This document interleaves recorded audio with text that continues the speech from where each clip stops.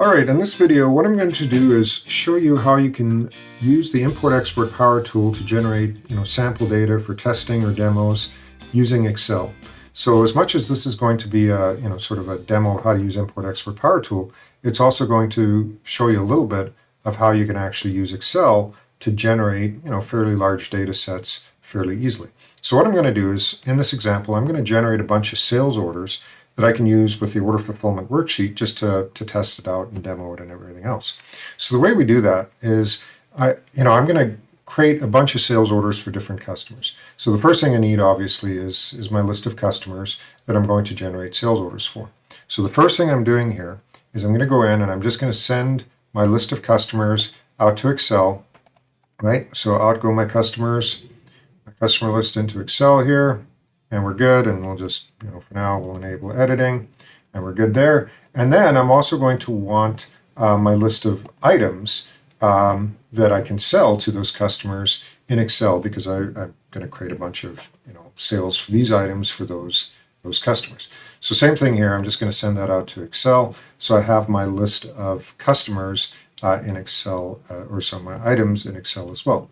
So here we've got, my items, and we'll enable editing. And I'm just going to combine these two things together. So we'll just, copy that over and we'll put that in the same thing as the customers. So here's my items and customers in the same workbook, and we're good to go as far as that goes. So the next thing I want to do is I want to come in here and start creating the data I need for the Import Export PowerTool. And I'll just call this sales orders. Don't really need to give it a name, but just to keep it simple, I will. And now what we're going to do is generate the structure we need for Import Export PowerTool. And this, I could have used table 36 or the actual name of the table here, but we're going to come in here and spell it right, of course. We're going to come in and give it the table ID that we're going to be importing. And as far as the data that we're importing into our sales header, we need the document type in there, and we need the document number, which in the sales header is just called number, NO. And then we also need the sell to customer number, and maybe the shipment date as well, just for fun.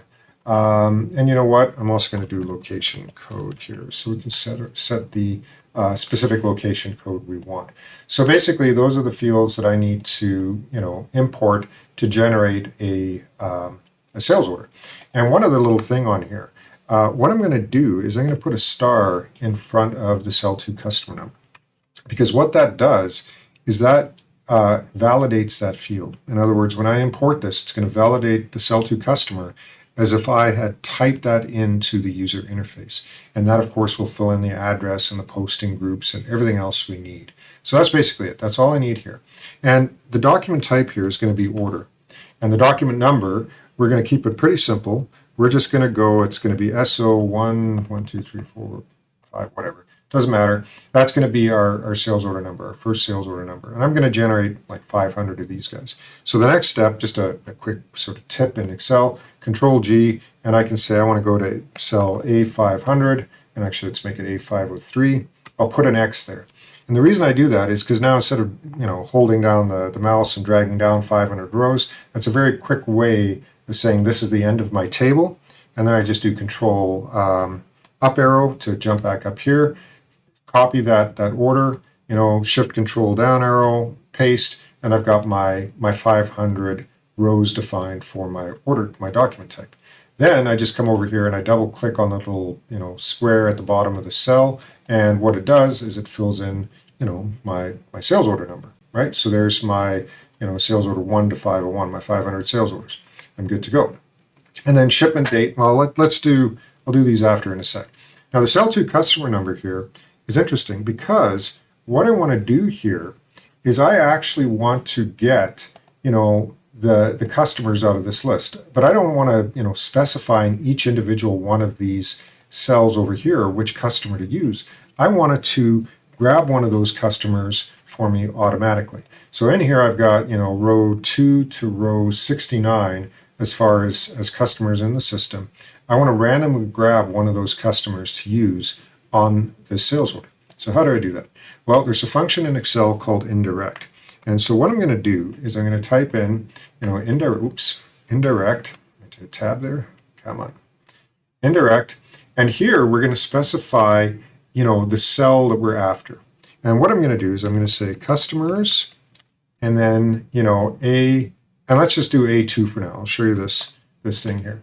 So what that did was it went out to that reference, that cell reference, A2, and it grabbed the value out of that cell. Great.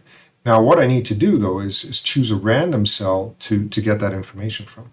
So all I do here is I get rid of the 2, and I do an ampersand to concatenate the strings, and I say, rand between. So this is a random number between, like it says, a top and a bottom number there, and I'm going to say between 2 and I think it was 67, wasn't it? 67. So it's going to go A and then 2 to 67, and it's going to grab a random cell in there and bring that data in. And I just want to double check it was actually 69. So let's come back in here. It doesn't really matter, but we'll make it 69. So that's basically it. Now I've got that random customer. And if I, again, click on this, it's going to fill that in, and it's going to grab a random customer for every one of these orders. Now I could get duplicate customers and things like that in there. That's fine. It's a random sampling of those customers for those 500 orders. And statistically, I would expect, each customer to roughly be, in 4 or 5 orders or something like that based on the numbers. Okay, so that's basically it. Now the shipment date, I could just specify a shipment date, or I could also use that random function to specify, random shipment date. In this case, just for fun, I'm going to do, 050123. Oops, I'm getting my Business Central data entry. Well, let's just do 2323. All right, so I've got that, and same thing. I'm just going to, click that, and I could actually leave it like this where it's, incrementing, but I don't really want it to do that. I want to, just use that same date. So instead of fill series, we're just going to do copy cells, and everything's going to have that same shipment date. But I could use that random function to generate a roughly random date in here as well. And then the location code I'm going to use is going to be main, and we're just going to double click that and fill. And you'll notice every time I change a cell, it's recalculating this formula, right? Because that's what Excel does. It regenerates this. So every time I come in here and make a change, it recalculates that formula. That can get painful if you're dealing with a ton of records. Like I recently did an import of 1 million item ledger entries using Import Export PowerTool. And that's a long calculation if you've got a lot of this random stuff. So just as an aside, you can go into formulas here and you can set the calculation options to manual. And then now if I make changes, nothing's gonna happen, right? So I can make as many changes as I like, and it's not going to recalculate. To recalculate, I have to hit F9. So each time I hit F9, it recalculates, and we're good. Now, if you do that, that's global. That'll apply to every worksheet. So you'll want to, kind of ensure you don't forget to set that back to automatic, which is what you're used to. All right, anyway, these are my sales order headers. That's it. I've built these sales order headers. Now I need some sales order lines. So what I'm going to do is I'm going to go in and do my table ID, and we'll just do 37 just to illustrate. Again, we can either use the table name, or we can use the table number, and 37 happens to be the sales line table. And here, same thing, we need the primary keys, so we're going to do document type, and document number is in there. And we're also going to need to import the line number. We're going to specify the line number that we're bringing in, and then we're going to specify the type of the line, so item or GL account or whatever. In our case, it's always going to be item. And then we're also going to specify the item number and the quantity. All right, now just like in the thing above, I'm going to set up on this a star. And what that star does again is it'll validate this field as if I had typed it into the system manually. And when I do that, it's going to obviously bring in the description and the price and everything else as if you typed that thing in manually, and the location code based on the sales header and everything else. So I don't need the location code and all that kind of stuff in here. I just need that, and I'm going to fill in the quantity. Oh, and I also want to validate the quantity because that's going to set quantity base and quantity to ship and all that kind of fun stuff. All right, so same thing here. I'm going to do order, and the document number. I can do a lot of different things here as to choose a document number. But what I'm going to do is I'm going to choose a random, sales order to add this product to. So to do that, I'm just going to do the RAND between again, and it's going to be between 1 and 501 are my sales order numbers, right? So that's going to be sales order 23. Obviously, that's not going to work because that doesn't match what's above there. So to fix that, what I do is exactly what we saw before. We're going to do, well, it's actually, there's a bunch of ways we could do this. Let me think about the best way. I'm going to just do an indirect again, just because. What I would typically do is just build up the string SO1000 and then that last little bit of text. But we got to do some padding because there's extra zeros and stuff. So anyway, all I'll do is I'll just do the indirect again, right? So indirect, and we're going to do it's going to be B and then we're going to go actually from row 3 to row 503, and that's, oops, and I forgot the extra parentheses at the end, but Excel nicely filled that in for me. And there's my random sales order number. And then the line number, I'm just going to go up by tens. Usually that's by 10,000 in Business Central. We're just going to go up by tens because we don't need that. And then it's going to be item.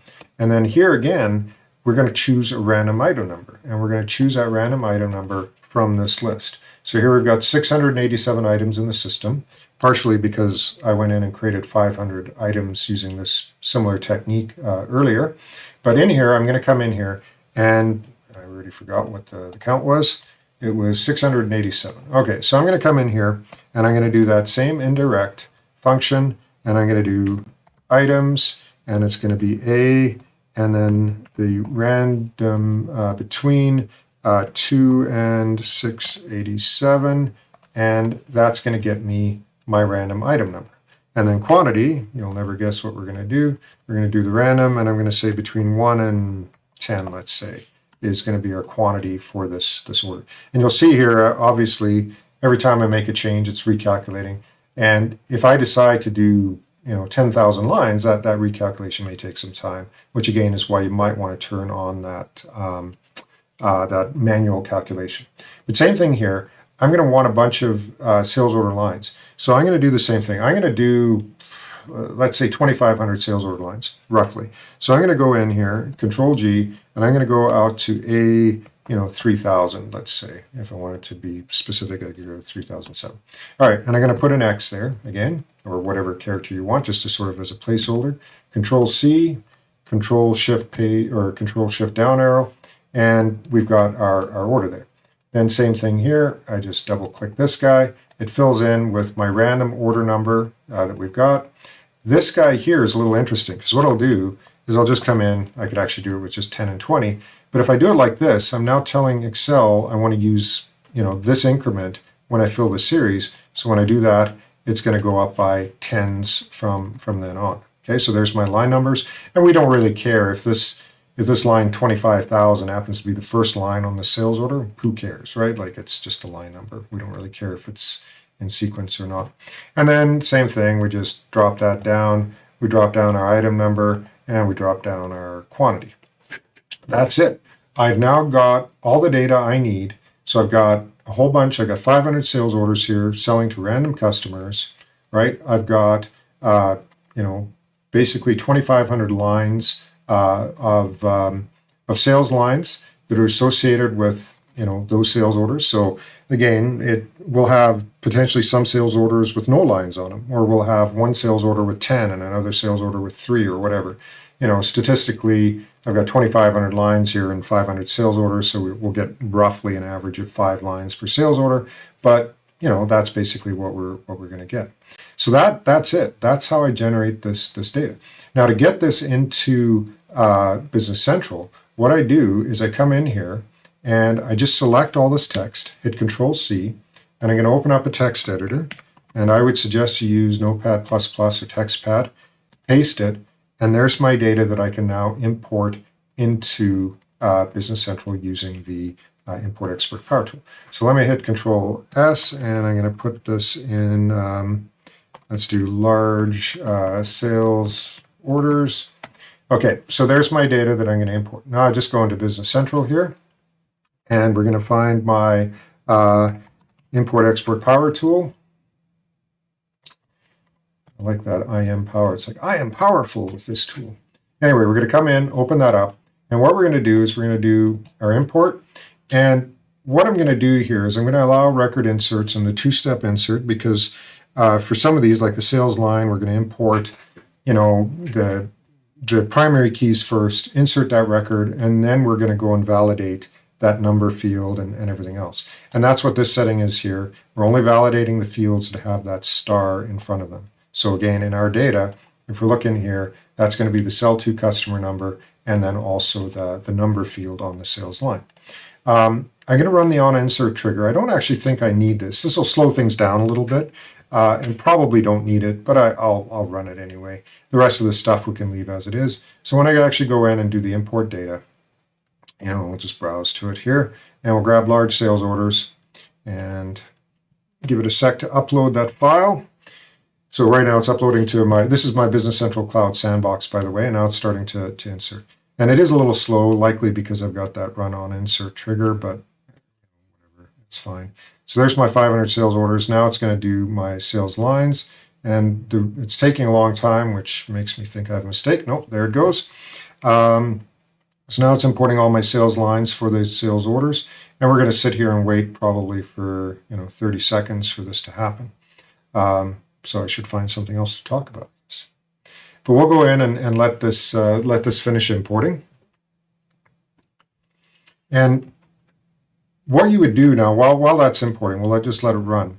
One note on this, I might want to reuse this. So when I copied and pasted that, the reason I did that, instead of saving this as a text file, because that's the other option, I could come in here and I could save this as a text file, right? But the problem with that is when I save that as a text file, what that does is it kills all my formulas. So I can save this and then I just copy and paste that data rather than saving this sheet as a text file. Because then if I save it as a text file, I lose all my formulas. All right, so let's go back here. It's busy going. We've got another few hundred records to go. I should have left that run on insert trigger off because it would have been done by now. But we're going through and we'll finish it up. All right, so we're done. It took us just under 2 minutes to import all those records. And again, ideally, probably if I'd left this off, it would have been, half that time or less. But that's basically it. So now, what did that get us? Well, let's actually go in and we'll go into my sales orders here and we'll see what we've got. So let's just filter actually on the numbers that I used. So I'll just go in, create a filter, and we'll do, the number field, and it was SO1, let's do that. Hit that, there's all the sales orders that I created for my main location, and we can scroll down and we can see we've got all the data. Let's open up one of those sales orders here, and we'll see what it shows us. So there it is, all my data brought in, all the customer information, everything, because again, we validated that customer number on the import. So it filled in all the data we needed. Hey, this is an interesting one because it's actually got no items on it, which, as I mentioned, that could easily happen, right? We could have that situation where it creates a sales order with no data on it. And that's actually fairly realistic because we might have in a real environment sales orders with no lines on it, abandoned sales orders and things like that. Here's the next one that actually has a bunch of those items, and this is kind of the typical case where it's got 5 items on that. But we can keep going there. And by the way, control down arrow will move you through records instead of having to click this guy over here. But you can see here as we're going through, these are all the sales orders that it's generated, and they're all valid sales orders. Assuming all the posting groups and everything are correct on the particular customer, I could come in here and I could start posting these orders. And here you can actually see it's brought in, the discounts and everything based on the logic that's within Business Central. So let's actually just see if this one will post.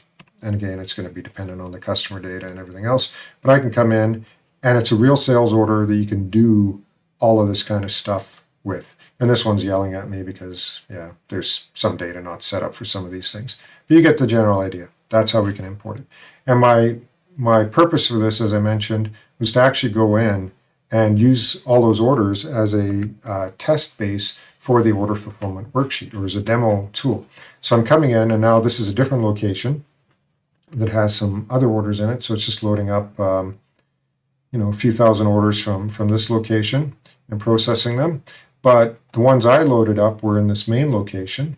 And if I go into main, the Order Fulfillment Worksheet now is going to show us, the 500 orders that we brought in. And this is actually a very good data set because I've got some orders that we can ship, some that we can't ship, and those sorts of things. And this is an easy way to build up that demo data for your environments or just for testing and those sorts of things. Hey, thanks for watching. I hope you enjoyed this video. If you haven't already, make sure you subscribe to our YouTube channel for more great content.